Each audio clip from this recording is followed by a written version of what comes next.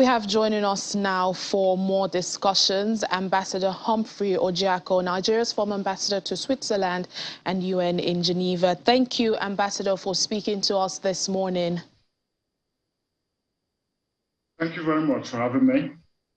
Well, let's begin with the latest. Sweden and Finland have both submitted their application to NATO this morning, and NATO's chief, Jens Stoltenberg, calling it a historic moment.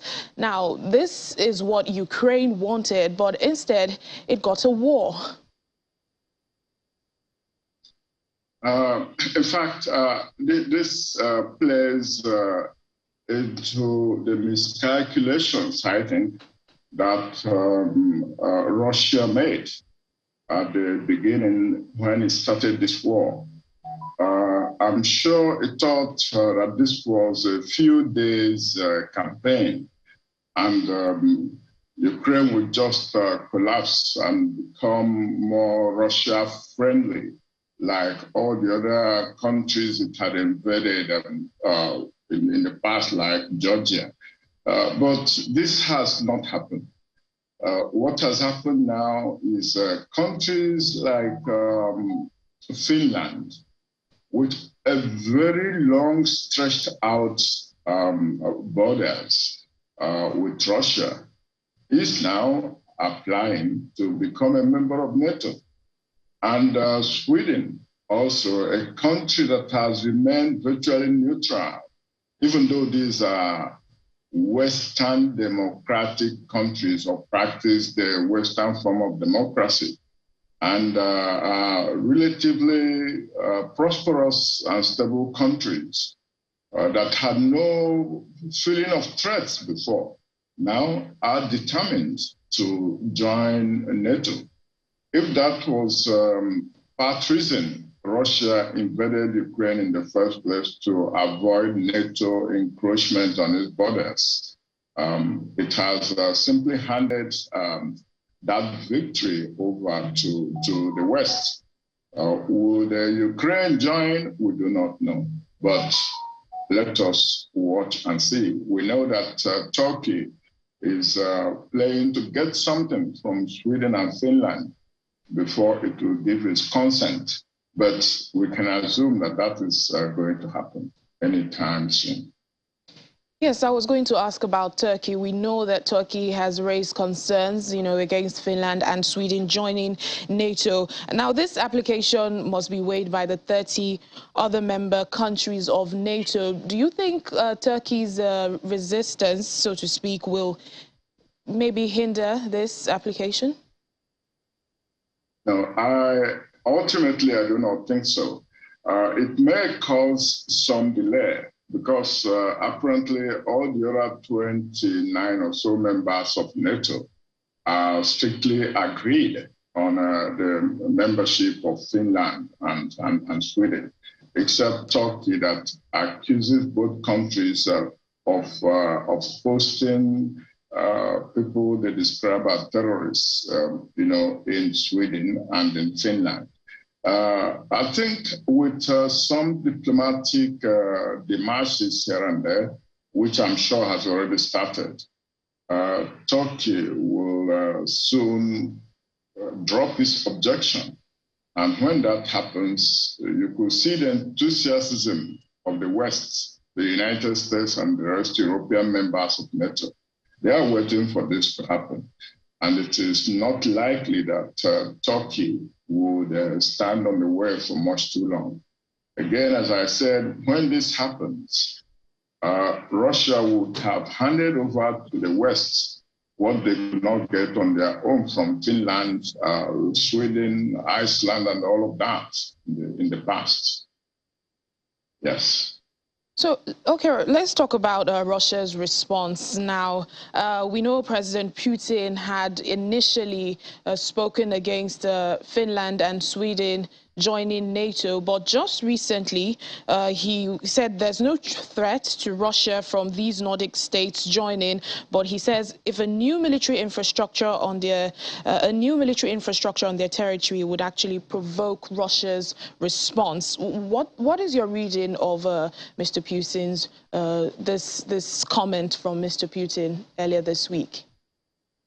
The question is, what would that response be? What response would be that some people say if you stand high enough in Helsinki, you'll be looking at St. Petersburg and vice versa. That is as close as it could get. If NATO is in those two countries, then it will definitely deploy security equipment or military, maybe not offensive equipment. But if they deploy that, they'll still be within their international rights to deploy whatever they need to deploy to protect and defend those two countries. Then what will Russia's response be?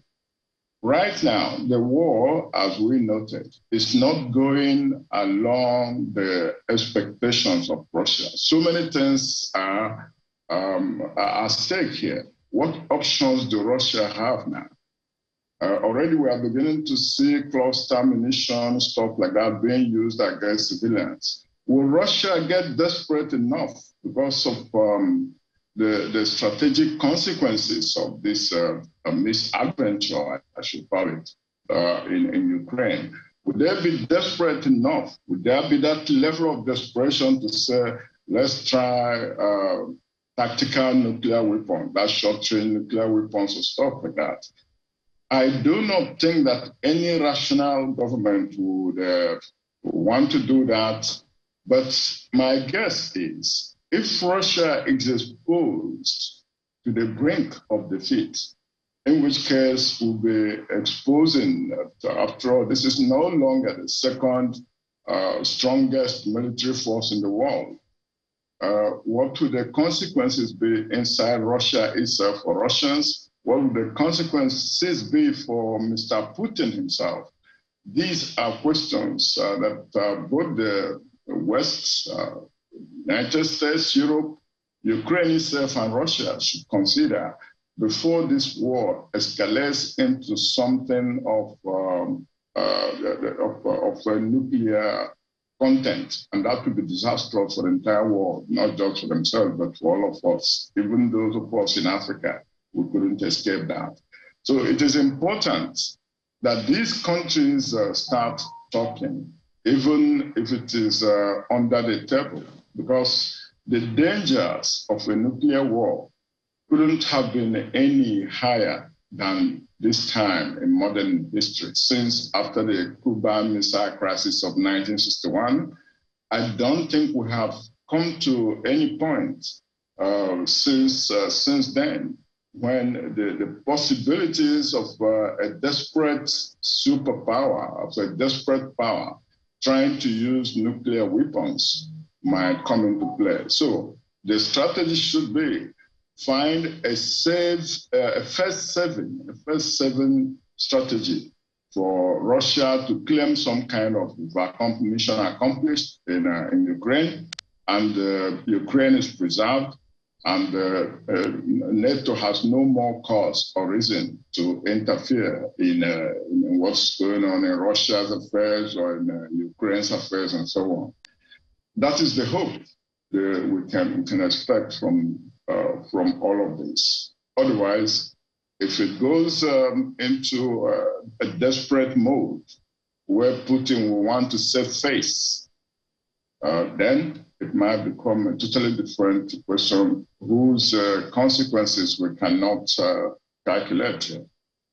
Indeed, Nigeria's former ambassador to Switzerland and UN in Geneva, Ambassador Humphrey Orjiakor, thank you so much for speaking to us.